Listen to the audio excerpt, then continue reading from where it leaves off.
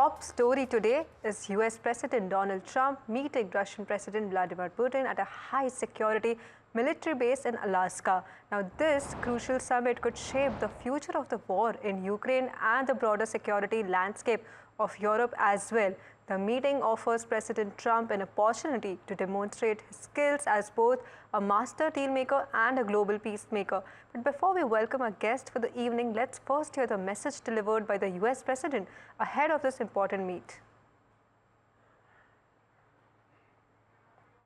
Smart guy, been doing it for a long time, but so have I. Been doing it for a long time. And here we are with President. That was much more difficult than what I'm doing today, believe me. So we get along. There's a good respect level on both sides. And I think, something's going to come of it. I noticed he's bringing a lot of business people from Russia. And that's good. I like that because they want to do business, but they're not doing business until we get to Warsaw. I think they're trying to negotiate. He's trying to set a stage. I mean, in his mind, that helps him make a better deal. It actually hurts him. But in his mind, that helps him make a better deal. And China's not doing well economically, but look, I want everybody to do well. The war's got to stop and the killing's got to stop.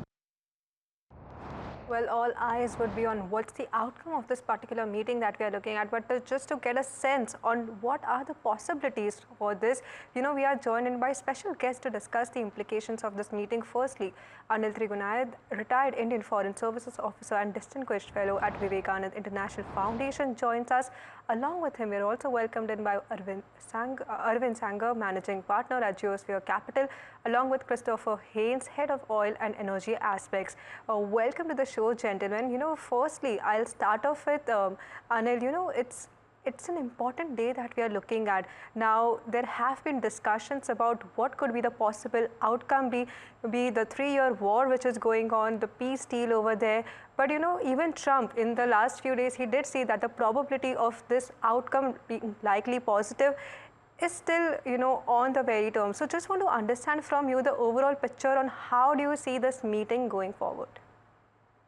Well, I think that in the first place, this is a very important meeting. It is happening after a long time. The last Helsinki summit was not that great, but this time President Trump has been very committed to somehow resolve this issue. But he is also, in my view, has taken a bit of a partisan approach in this. And therefore, he is meeting Putin first and hoping to have a commitment from him. I mean, the thing is that the Putin has agreed to come to Alaska in itself shows that he's also ready to have some kind of an adjustment with regard to some kind of a ceasefire. Otherwise, he would not have come. The Witkoff plan was pretty clear, and the Russians have said that it was acceptable to them. Now, that is, of course, certain things in that are not acceptable to Ukraine. I mean, that will be another leg that will have to be worked out. On the other hand, we should not forget that this is as much important for Russia-US relationship than the Russia-Ukraine war being stopped. So there will be many important discussions on both sides how to go forward between themselves. So that is something that is going to be equally important than the mere outcome of the Russia-Ukraine ceasefire. So I believe that there are many important issues between the two, whether it is the disarmament treaties that they have been talking about, or whether the critical minerals or the unfreezing of the U.S. assets, Russian assets in the U.S. and other West countries. So I believe that everybody today is tired of this war, whether it is Russia, whether it is U.S., Europeans, everyone. So all of them are losing in the bargain, and therefore everybody wants this war to stop. The only thing that remains is that what will be the real condition, and that is the reason neither Putin nor Trump, nobody is very definitely saying how it's going to play out, because each would like to have a maximalist kind of a position. And that's what precisely Putin would like to retain those 5 areas that they have occupied from Ukraine. Ukraine would want them back. They won't do this. So I think that somewhere they'll have to find it workable as far as Russia Ukraine. I believe that in the last meetings, there are already various exchange of prisoners have taken place in 3 stages, which is also quite important. There are thousands of prisoners on both sides, prisoners of war. So that would be continuing, I believe so. And of course, if Putin feels like, I mean, I don't know, he's a very strategically minded person. He might just try to give a pause in this hostilities. Right, interesting view there. Let me come to you, Christopher. Now, just want to get a deeper sense in terms of the energy markets that we are looking at. If there is a positive outcome, there would be easing of some of these sanctions which are posed on Moscow. So, just want to get your overall sense in terms of how the crude prices might react to these developments taking place. Whether you can give us an outlook in terms of the positive or on the negative side that we are looking at.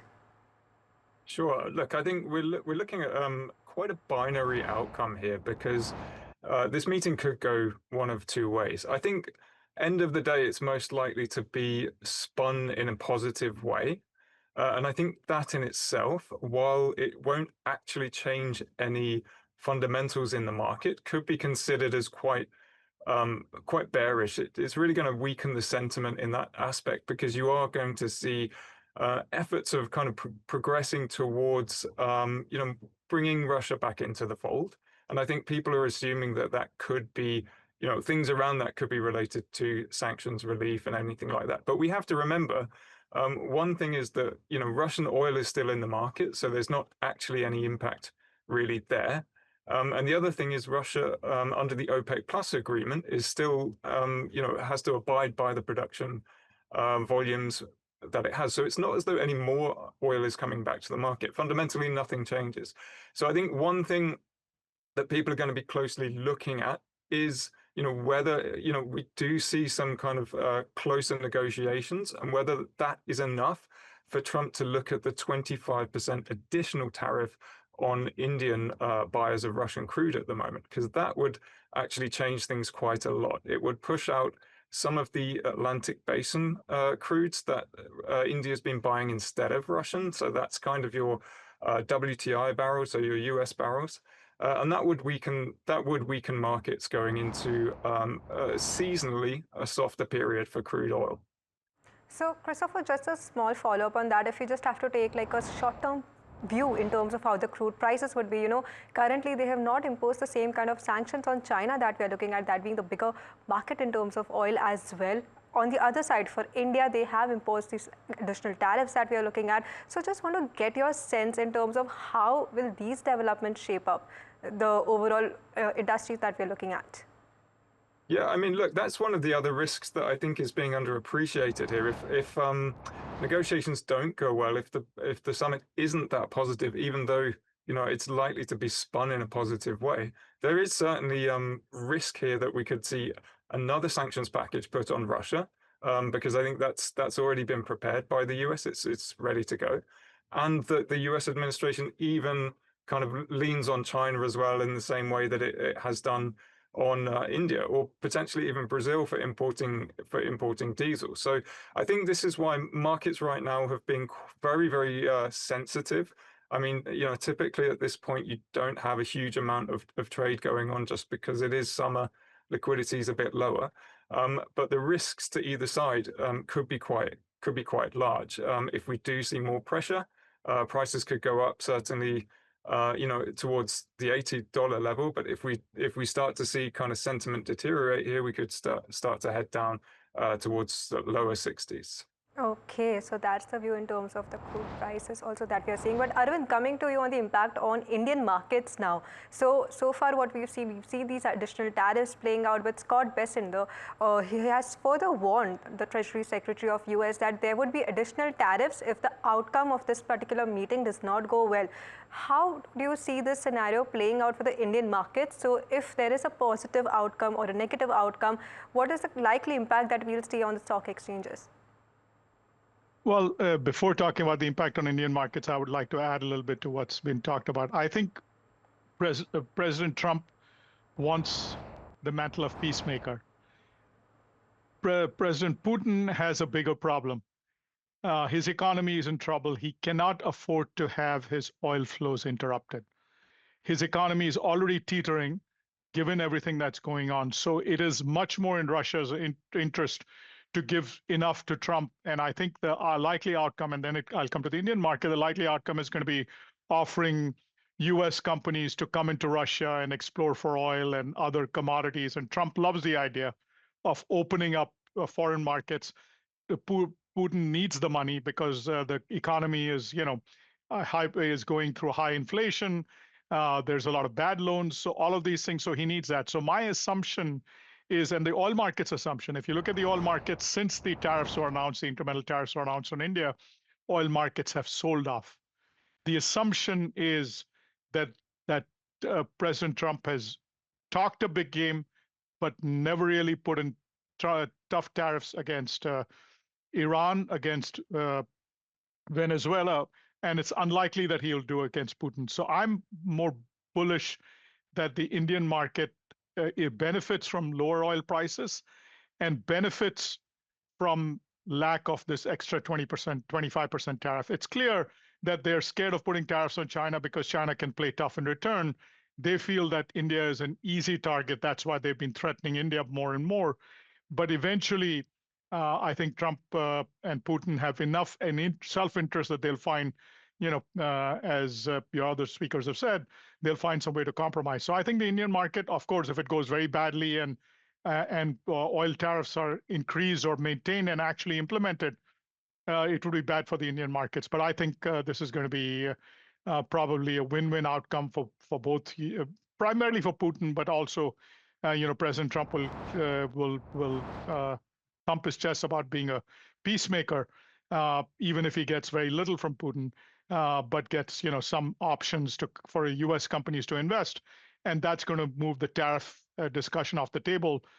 Which at least the incremental tariff discussion, there's still the 25% brave tariffs that India has to deal with, but I think that would be positive for Indian markets. Just a follow-up on that, Arvind, if you're looking at, you mentioned about the discussions which are ongoing, more negotiations being on table as well. Even if you look at recently what has happened, we're looking, he did term India as a dead economy as well. We are looking at the S&P upgrade over here. So considering all these developments that we are taking place, how well do you feel is India insulated from these macros that are taking place in terms of additional tariffs which are there? Overall, your view on this front?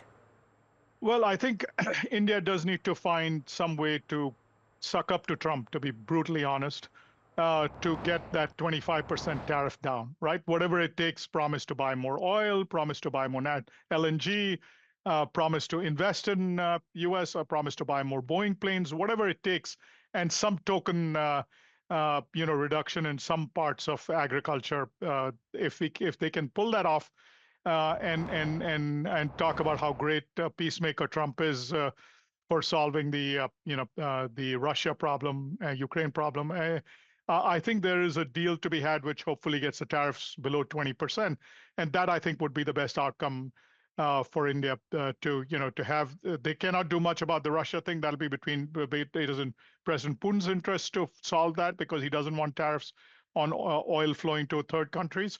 And the one that India can control, hopefully they can find a deal that works. So I think Trump says one thing one day, and then the next day he forgets what he said. So I wouldn't take anything that he said too seriously if there's a deal that can be had. Absolutely. Anil, let me come to you. Just want to get your perspective as well. What does this mean for the Indian markets if you are looking at, India and Russia, the ties have remained strong despite, the discussions in terms of the additional tariffs that have been taking place. So what is your view on that particular front?